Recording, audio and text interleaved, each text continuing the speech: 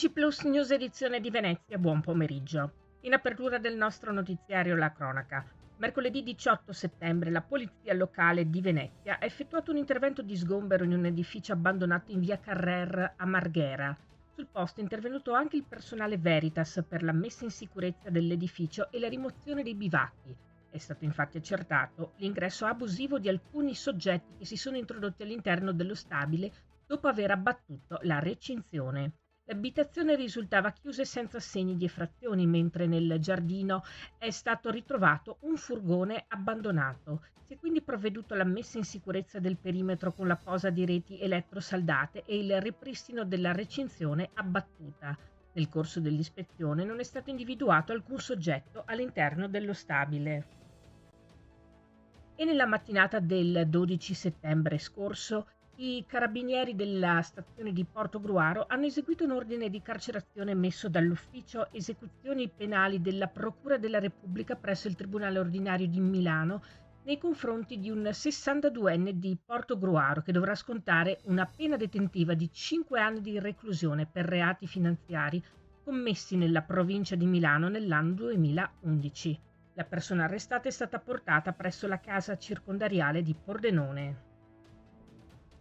E nella giornata di ieri la Polizia Locale di Venezia, a Burano, ha accertato l'irregolarità espositiva di 2 banchi, in quanto i gestori mantenevano appesi alla tenda maschere, borse e peluche e aumentavano le dimensioni autorizzate del posteggio, posizionando a ridosso della struttura pannelli con calamite, girandole con occhiali e stand appendiabiti in violazione al regolamento per il commercio su aree pubbliche del Comune di Venezia, che in questi casi prevede il sequestro della merce posizionata al di fuori della struttura autorizzata.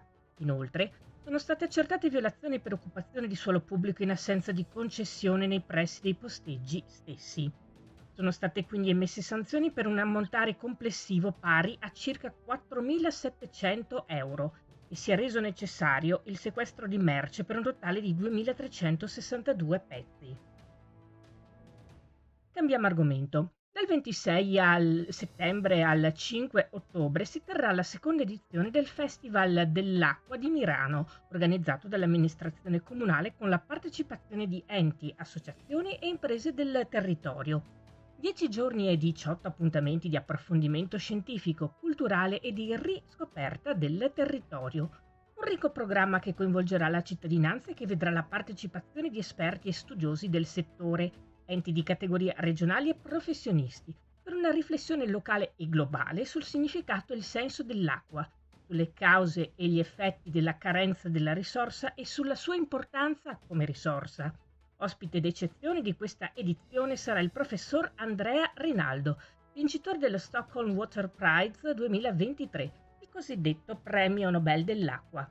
Questa era la nostra ultima notizia. Grazie per averci seguiti. Arrivederci.